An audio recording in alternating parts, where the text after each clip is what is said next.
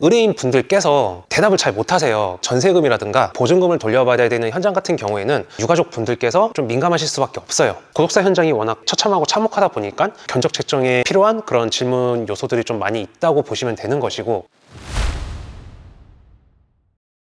안녕하세요. 스위퍼스 대표 길해용입니다.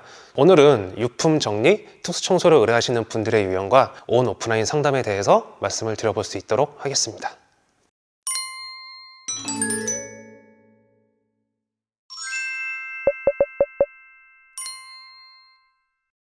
그래서 이제 가장 먼저 연락이 오는 분들은 누구냐? 당연히 유가족분들이라고 볼 수가 있죠. 왜냐면은 이제 고인의 사망 이후 고인이 거주하고 있던 집안의 그런 물건 정리라든가 집 청소를 위해서는 당연히 이제 유가족분들이 진행을 하시기 때문에 가장 먼저 연락을 하시는 분들은 유가족이라고 볼 수가 있는 것이고, 고인이 돌아가시고 나서 집안에서 돌아가셨기 때문에 이제 변사 사건으로 구분이 되거든요. 부검에 들어가는 경우가 많고, 고인은 어떠한 이유로 사망을 하였다라는 사망 진단서가 이제 유가족분들에게 전달이 되고 나면은 집안의 유품 정리라든가 특수 청소를 진행을 할 수가 있는 거죠. 그래서 이제 작업 의뢰 시기 같은 경우에는 고인의 장례를 진행하는 동안 아니면은 고인의 장례가 끝난 이후에 보통 의뢰를 하시게 되는데요. 고인이 거주하고 있던 집안이 자가인 경우 유가족 분들께서 아무래도 이제 시간적인 여유가 있으시다 보니까 고인의 장례 이후에 이제 천천히 의뢰를 하시는 경우가 많고, 이와 반대로 고인이 거주하고 있던 집안이 만약에 전세 아니면 월세이다, 이런 경우에는 유가족 분들께서 빨리빨리 집안을 정리를 하고 청소를 해야지만 전세금이라든가 보증금을 돌려받을 수 있기 때문에 고인의 사망 이후 곧바로 유품 정리라든가 특수 청소를 바로바로 진행을 하시는 편이죠.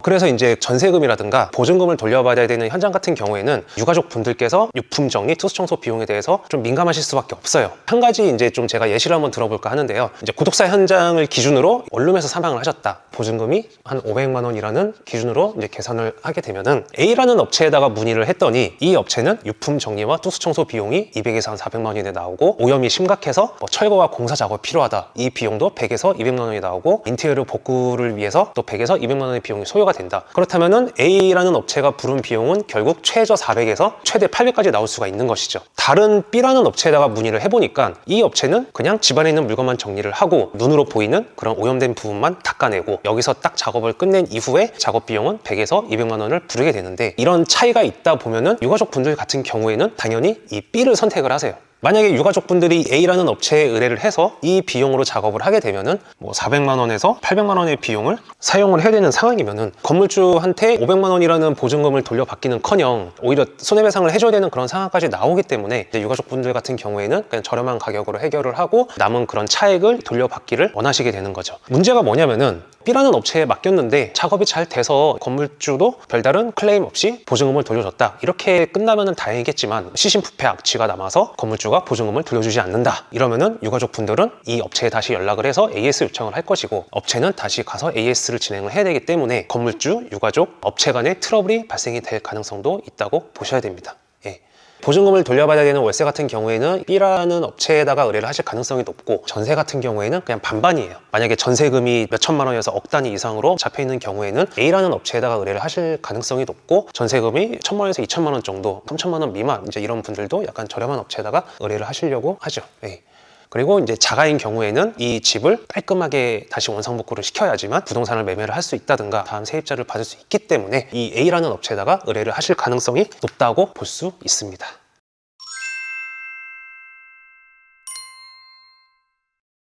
그러면은 이제 유가족과 반대 상황인 이제 건물주분들을 기준으로 한번 말씀을 드려보겠습니다. 일단은 이제 세입자가 고독사를 하게 되면은 건물주분들 같은 경우에는 금전적인 손실이 발생이 되게 되는데, 단순하게 뭐 수십만 원에서 수백만 원 이렇게 손해 비용이 발생이 되는 게 아니라 적게는 수백만 원에서 많게는 수천만 원까지 손해 비용이 발생이 되게 돼요. 그게 왜 그러냐면은, 만약에 이제 고인이 집안에서 사망을 하셔서 조용히 수습이 되면 다행이겠지만, 만약에 고인의 수습 과정에서 이웃 주민들이 목격을 했다든가 골목에서 주변 사람들이 목격을 했다든가 부패 악취로 인해서 건물 전체에 세입자들이 다 알고 있다든가 이런 상황이면은 세입자분들이 이제 아예 퇴거 요청을 하시는 경우가 있거든요. 이런 사건이 발생이 됐으니까 나 그냥 집 빼겠다, 보증금 돌려달라, 이렇게 해서 이제 집을 나가시는 경우가 있기 때문에 그런 이웃 주민들의 퇴거라든가 퇴거로 인해서 발생되는 공실들, 이런 요소들 때문에 피해 금액이 수천만 원까지 다를 수가 있다라고 이제 말씀을 드릴 수 있는 것이고, 제 경험을 토대로 이제 말씀을 드리자면은 대학가에 있는 원룸이라든가 공단 쪽에 있는 원룸들, 그러니까 이런 경우에는 사건이 발생이 돼가지고 그 건물의 세입자가 전부 나가는, 이런 경우도 제가 몇 번 봤기 때문에 진짜 그런 건물주분들의 피해가 굉장히 막심하겠구나, 이제 좀 이런 생각이 들더라고요.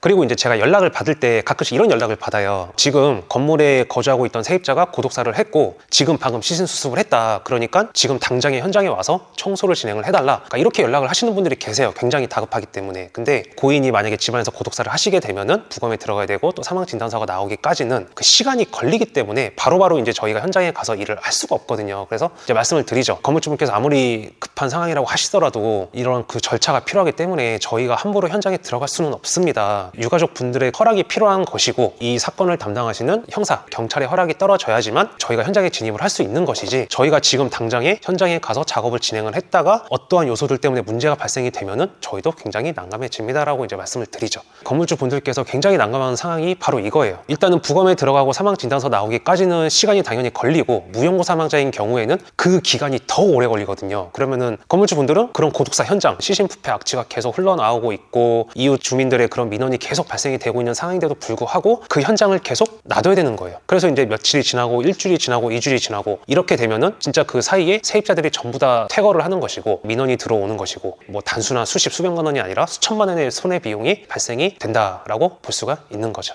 그래서 이제 나중에 시신 수습 이후에 며칠 뒤에 유가족분들과 연락이 되었고 유가족분들과 고독사 현장에 대한 정리라든가 청소를 이제 서로 이제 협의를 하게 되는데 아까 말씀을 드렸다시피 유가족분들은 보증금이라든가 전세금을 돌려받아야 되기 때문에 이 B라는 업체에 의뢰를 하실 가능성이 높다고 이제 제가 말씀을 드렸었고 건물주 분들 같은 경우에는 제대로 된 작업들, 철거와 공사 그리고 인테리어 복구까지 이제 원하시기 때문에 A라는 업체에다가 선정을 하시기를 원하세요. 그러다 보니까 저희 같은 경우에도 현장에 가면은 유가족분들하고 이제 건물주 분들하고 같이 이제 3자 대면을 하게 되는데 저는 이제 그 자리에서 확실하게 말씀을 드리죠. 일단은 저는 업체의 입장에서 시신 부패 악취 제거를 위한 작업의 범위와 작업의 비용을 말씀을 드리겠습니다. 하지만 제가 이렇게 말씀을 드리면은 유가족분들 같은 경우에는 제가 드린 이런 말씀보다 더 축소하시기를 원하실 것이고 건물주분들 같은 경우에는 이 이상의 작업을 원하실 가능성이 높습니다. 그렇기 때문에 의견 차이에 대해서는 제가 어떻게 조율을 할 수 없기 때문에 두 분이서 서로 의견을 한번 맞춰보시고 결정을 하시면은 저희가 작업을 진행을 하겠습니다라고 중간자 입장에서 이제 말씀을 드리죠. 그래서 상호간의 그런 원만한 협의를 거쳐서 원활하게 이제 진행이 된다. 그러면은 당연히 이제 좋은 상황이라고 볼 수가 있는데 통상적으로 이제 보통 유가족분들 같은 경우에 나몰라라 하시는 분들이 계시거든요. 무책임하게 나는 이런 비용을 부담을 할 수 없으니까 그냥 건물주 당신이 알아서 전부 하쇼. 그러니까 이렇게 나오시는 경우가 있으세요. 그러면은 뭐 어쩔 수 없지 하고서 그냥 본인이 그냥 모두 부담을 하시는 건물주 분들이 계시는가 하면은 나는 지금 이렇게 손해를 봤는데 장난하는 건가? 그러니까 이렇게 화를 내시면서 진짜 소송에 들어가시는 경우도 있으세요. 그래서 이제 실질적으로 저희도 일을 하면서 매년 몇 번씩은 계속 소송 과정에 들어가는 그런 건물주분들을 보고 있고 소송 과정이 끝나면은 결과를 좀 말씀을 드려달라고 요청을 드리는데 그 이후에 제가 연락을 받으면은 보통은 이제 건물주분들이 웬만해서는 다 승소를 하시더라고요. 그래서 저는 이제 유가족분들과 그런 건물주분들과 이제 상담을 진행을 하게 되면은 그러니까 이러한 사례가 있기 때문에 서로 간에 최대한 원만하게 그런 문제를 좀 해결했으면 좋겠습니다라고 말씀을 드리는 편이에요. 그리고 세입자가 만약에 무연고 사망자인 경우에는 건물주 분들께서 이렇게 물어보시는 경우가 있으세요. 세입자가 고독사를 했는데 무연고 사망자라서 내가 이런 집안의 정리라든가 청소를 알아서 해야 되는 상황이다. 혹시 이런 상황에 대해서 내가 정부 지원을 받을 수가 있냐라고 물어보세요. 작년까지만 하더라도 정부 지원이라든가 그런 지자체 지원 이런 것들은 받을 곳이 없습니다라고 이제 말씀을 드렸었는데 요새는 이제 이런 무연고 사망자의 그런 사망 현장 정리, 청소에 대해서 지원을 해주는 그런 복지 서비스가 좀 생겨가지고 안내를 해드리는 편이에요. 지금 이 서비스가 지원이 되는 곳이 대구 수성구하고 전라북도 군산시, 서울시 이 지자체에서 무연고 사망자에 대한 그런 집 정리, 집 청소를 지원해주는 그런 복지 서비스를 진행을 하고 있다라고 보시면 되고요. 서울시를 기준으로 이제 말씀을 드리자면은 무연고 사망자의 사망 현장에 대해서 최대 100만 원까지 지원을 해준다고 하더라고요. 저희한테 연락 주시는 그런 건물주 분들께서 의뢰 현장이 서울이다. 그러면은 세입자가 무연고 사망자면은 서울시청, 구청, 주민센터에 연락을 하셔서 지원을 받을 자격이 되는지 한번 문의를 해보세요.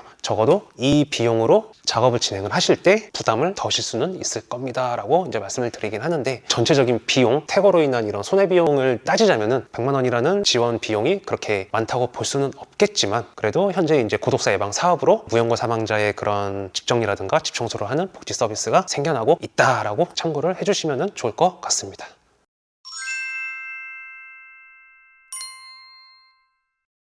그리고 이제 관리사무소에서의 의뢰 관리사무소 같은 경우에는 이제 당연히 아파트 관리사무소, 오피스텔 관리사무소 이쪽에서 연락이 좀 많이 온다고 보시면 되고요. 현장에 가서 뭐 유가족분들이 계시면은 이제 유가족분들과 3자 대면을 하는 것이고, 만약에 유가족분들이 안 오신다든가 이제 무연고 사망자인 경우에는 관리사무소 측을 통해서 진행을 한다고 보시면 되는데, 앞서 말한 현장과 좀 다른 부분이 무엇이 있냐면은 임대 아파트에서 의뢰가 들어온 경우, 뭐 LH 같은 게 있겠죠. 뭐 이런 데서 만약에 의뢰가 들어왔다, 저희가 오염 상태가 심각하다고 해서 뭐 철거라든가 공사를 함부로 진행을 하면 안 돼요. 관리사무소 측에서도 당연히 철거와 공사를 진행을 하지 말라고 확정지어서 얘기를 하는 편이죠. 무슨 얘기냐면은 만약에 고인이 문틀에 걸쳐서 사망을 하셨다, 그러면은 이제 시신이 부패가 되면서 그런 오염물들이 이제 문틀 밑으로 다 흘러 들어가게 되겠죠. 고인이 바닥에서 사망을 하셨는데 바닥에 깔려있는 장판의 종류가 본드로 붙인 데코타이라든가 조립하는 그런 나무 장판이라서 그런 오염물들이 콘크리트 바닥까지 스며 들어갔다, 이 콘크리트 바닥을 깨 부수는 설비 공사도 진행을 해야 된다 라고 판단이 들어서, 저는 이제 시신 부패 악취 제거를 위해서는 이러한 작업이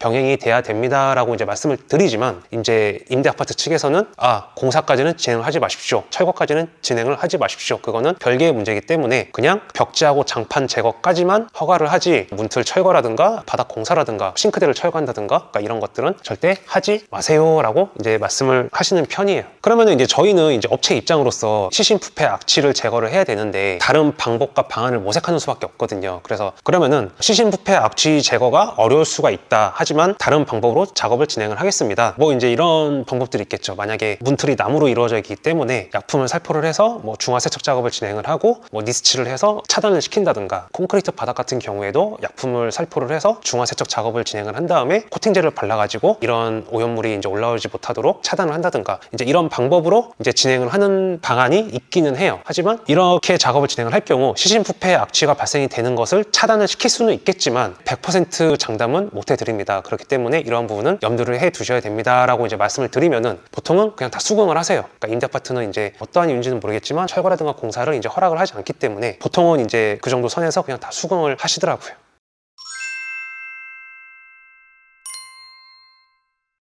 그래서 이제 그 다음은 이제 지자체와 단체에서 의뢰가 들어오는 경우, 이런 경우에는 이제 먼저 지자체부터 말씀을 드리자면은 담당하는 독거 노인 분께서 고독사를 하셨다든가 집안을 워낙 지저분하게 사용하셔가지고 좀 지저분한 현장의 정리라든가 위생 처리가 좀 필요하다, 이제 이런 경우에 이제 저희한테 의뢰를 하시게 되는데요. 고독사인 경우에는 저희가 보통 현장에 가서 담당하시는 그 공무원 분하고 건물주 분하고 만나서 얘기를 나누죠. 작업을 위해서는 이러이러한 작업이 들어가게 됩니다 라고 이제 제가 얘기를 하면은 작업에 필요한 그런 이제 의견을 조율을 하게 되고, 작업이 확정이 되면은 작업을 진행을 하게 되는 거고, 최종 비용 같은 경우에는 독거노인분이 거주하고 계시던 그 집에 걸려있는 그 보증금으로 보통 해결을 하는 경우가 많다고 보시면 되고, 집안을 약간 지저분하게 사용하셔가지고 좀 쓰레기집 같은 경우에는 지자체 그 예산으로 진행을 하는 경우가 있습니다. 근데 이제 예산이 그렇게 많은 비용이 책정이 되지 않다 보니까 작업에 있어서 성사율은 좀 떨어지는 편이기는 해요. 그리고 두 번째로는 복지단체, 이제 이런 쪽에서 연락이 오는 경우가 있는데요. 이런 식으로 요청을 하세요. 그 돌아가신 분이 고독사를 하셨는데 단체의 자원봉사자들이 현장에 진입을 하지를 못하는 상황이다. 고독사를 하셔서 이제 시신의 오염물이 많이 흘러나와 있는 상태이고 파리의 유충이라든가 시신 부패 악취가 굉장히 많이 발생이 되어 있는 상황이기 때문에 어떻게 우리가 좀 초동 조치를 못하고 있다. 그렇다 보니까 저희한테 도움을 요청을 하시는 거죠. 저희는 그 의뢰를 받아서 현장에 가서 그런 것들을 이제 도와드린다고 보시면 되세요. 가장 먼저 도와드리는 부분은 그런 참혹한 현장에 대한 오염물 제거라든가 파리 유충의 제거, 부패 악취를 어느 정도 줄여가는 이제 그런 작업을 진행을 한다고 보시면 되고요. 복지단체 같은 경우에도 이제 예산이 이제 많이 잡혀 있는 것이 아니다 보니까 어떻게 보면은 저희도 완전한 의뢰보다는 일부분은 약간 자원봉사의 개념으로 참여를 할 때도 있고 작업의 범위를 축소하는 경우도 있죠. 인건비는 그냥 무료로 하고 고독사 현장을 정리 청소하면서 발생되는 경비만 청구를 한다든가 딱 그 참혹한 오염 부분만 제거를 하고 그 이후에는 그냥 자원봉사자분들이 현장에 투입이 되셔서 그 후속 작업을 이어나간다든가 그런 식으로 해서 의견 조율을 하는 경우가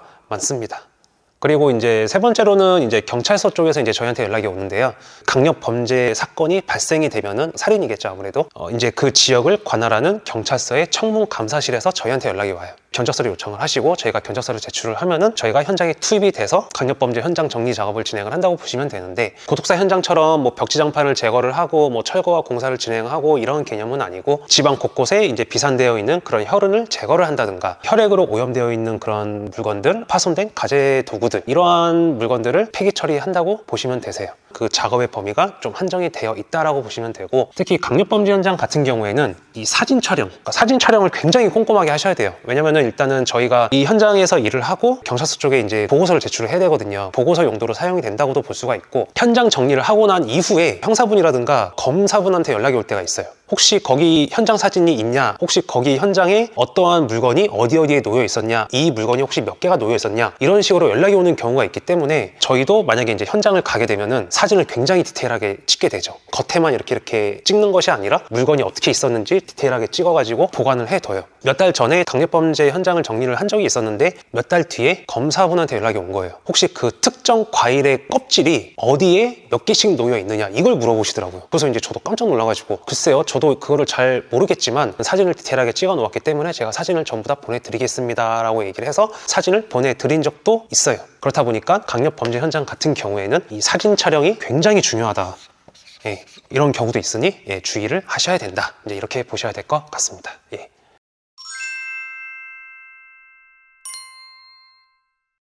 이제 마지막으로 본인이 영업을 띈 그곳에서 이제 의뢰를 받는 경우가 있다고 보시면 되는데, 저번 영상에 말씀을 드렸다시피 옹구차라든가 장례식장이라든가 상조라든가 화장터, 그러니까 이런 곳에 영업을 띄었을 경우에는 수수료가 10%에서 한 30%가 발생이 된다라고 이제 볼 수가 있는 것이고, 그 이외에도 요양병원, 관리사무소, 부동산, 청소, 부동산 관련 커뮤니티, 그러니까 이런 곳에도 영업을 띄게 되면은 그곳에서 의뢰를 받을 수가 있는 거죠.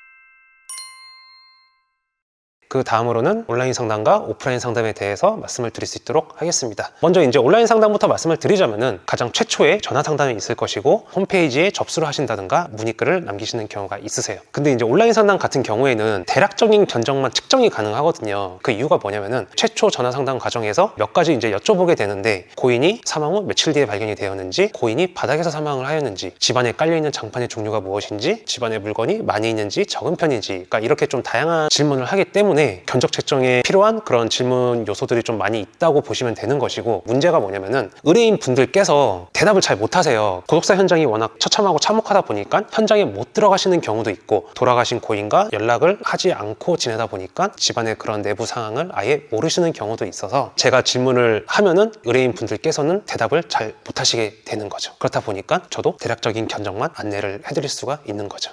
그리고 이제 두 번째로는 의뢰인 분들과 업체 간의 그런 의견 차이와 이해 차이로 인해서 정확한 견적 책정이 어려운 경우도 있다고 보셔야 돼요. 그 이유가 뭐냐면은 이제 유가족 분들 같은 경우에는 그런 고독사 현장의 유품 정리, 투수 청소에 대해서 되게 간단하게 생각을 하시는 경우가 있거든요. 그냥 집안에 있는 물건만 빼면 냄새 없어지는 거 아닌가요? 또는 이제 집안에 있는 물건 치우고 그냥 그 오염 부분만 대충 닦아주세요. 그냥 뭐 허공에다가 이렇게 약품, 소독약 한번 뿌려주시면은 뭐 될 것 같습니다. 이제 이렇게 요청을 하시게 되는데, 저는 이제 의뢰인 분들께서 이렇게 말씀을 하시면은 설명을 드리죠. 아닙니다. 그렇게 해서는 시신부패 악취 제거가 어렵습니다. 시신부패 악취 제거를 위해서는 시신부패 악취가 배어있는 벽지를 제거를 한다든가, 오염 상태가 굉장히 심각한 경우 철거와 공사를 진행을 하셔야 됩니다. 허공에 약품을 한 번만 살포를 한다고 해가지고 시신부패 악취가 한 번에 없어지지는 않습니다 라고 설명을 드리죠. 그러면은 이제 의뢰인 분들께서 생각하시는 그런 견적하고 저희 같은 업체가 부르는 견적의 차이가 워낙 크게 발생이 되기 때문에, 아까 말씀을 드린 것처럼 저렴한 비용으로 해결을 해야 되는 의뢰인 분들 같은 경우에는 결국 이곳에 이제 의뢰를 하시게 되는 거고, 업체에서 하는 얘기를 다 이해를 했습니다, 좀 완벽하게 작업을 진행을 해 주십시오 라고 요청을 하시는 경우에는 이제 이쪽 방향으로 의뢰를 하는 경우도 있다고 보시면 됩니다. 저희 같은 경우에는 보통 이 방법을 이제 기준으로 작업을 진행을 하기 때문에 아무래도 유가족 분들보다는 건물주 분들의 의뢰들이 더 많은 편이기는 해요. 네. 근데 만약 나는 온라인 상담 과정에서 성사율을 높이고 싶다 그러면은 낮은 비용으로 이 방법으로 작업을 진행을 하시면 되시기는 해요. 제가 아까 이제 이 부분에서 이제 말씀을 드렸다시피 마무리가 잘 되면은 다행이겠지만, 만약에 마무리가 잘 되지 않아서 시신부패 악취가 계속 발생이 되는 상황이다 그러면은 이제 건물주 분들께서는 이제 유가족 분들에게 전세금이라든가 보증금을 부여주지 않을 것이고, 유가족 분들은 당연히 낮은 비용의 작업을 한 업체분들에게 연락을 하게 되겠죠. 업체분들은 현장에 가서 다시 AS를 몇 번이나 계속 진행을 해야 되는 것이고, 최초 상담 과정에서 부른 이 견적보다 더 많은 비용의 경비가 발생이 되기 때문에 너무 저렴한 비용으로 이러한 사업을 운영하시다가는 적자가 발생이 될 가능성도 높다라는 것을 염두를 해 두셔야 됩니다.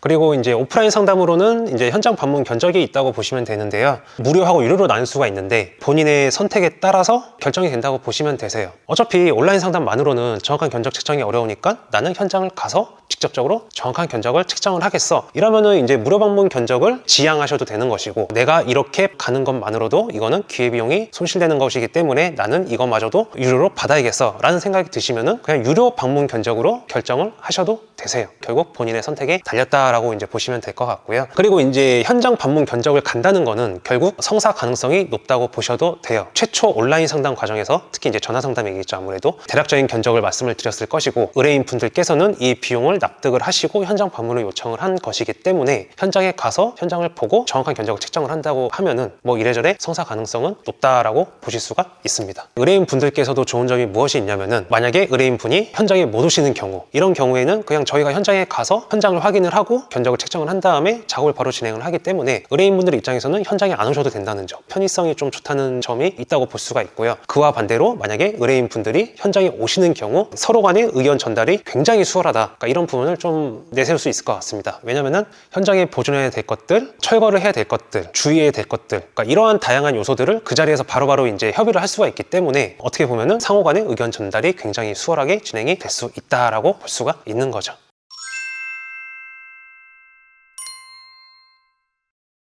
그리고 이제 긴급한 상황에서 연락이 오는 경우도 있어요. 이런 경우에는 의뢰인 분들께서 다 배제를 하시죠. 나는 온라인 상담도 필요 없고 오프라인 상담도 필요 없다. 그냥 당장 와서 이 문제를 해결해 달라라고 요청을 하시는 경우가 있으세요. 그래서 이제 이런 경우가 뭐 가끔씩 있느냐? 사실 그것도 아니에요. 굉장히 수시로 연락이 온다고 볼 수가 있어요. 고인이 언제 어디서 어떻게 사망을 할지 모르고 어떻게 대처를 할지 모르고 아니면은 또 빠른 대처가 필요할 수도 있기 때문에 저희한테 바로 긴급 출동을 요청을 하시는 경우가 있다라고 보시면 되고요. 그래서 저희가 이제 사용하는 슬로건 중에 하나가 무엇이냐면은, 비상상태는 계획되어 있지 않습니다. 당사는 그것을 이해하고 있으며 주 7일 하루 24시간 의뢰인분들의 요구에 대응할 준비가 되어 있습니다 라고 슬로건을 사용을 하고 있어요. 그만큼 긴급한 연락이 꽤나 수시로 오고 있다 라고 볼 수가 있는 거죠. 저희가 새벽에 연락을 받고 출동하는 경우도 많이 있어요. 그러니까 그게 왜 그러냐면은, 유가족 분들께서 장례를 치르는 도중인데 조문객들이 이제 오전부터 밤까지 오다 보니까 새벽 시간이 되어서야 좀 이제 여유가 생기시게 되잖아요. 그때 이제 뭐 업체를 검색을 하셔가지고 이제 저희한테 연락을 주시는 경우도 있고, 특히 이제 주거 지역보다도 극단적 선택 차량에 의한 연락이 더 많이 오는 편이에요. 주거 지역 같은 경우에는 문이 잠겨 있다 보니까 크게 이제 어떠한 일이 발생이 되지는 않겠지만, 극단적 선택 차량 같은 경우에는 산속이라든가 뭐 해수욕장이라든가 도로변이라든가, 그러니까 유리창이 깨져 있는 상태로 방치가 되기 때문에 바로바로 연락을 하셔가지고 막 새벽 시간에도 이제 막 출동을 해달라고 요청을 하시는 경우도 많이 있다고 보시면 됩니다. 네. 오늘은 유품정리 투수청소 현장의 의뢰 유형과 온 오프라인 상담에 대해서 말씀을 드렸는데요. 다음 영상에서는 유품정리 작업에 대해서 상세하게 설명을 드릴 수 있도록 하겠습니다. 감사합니다.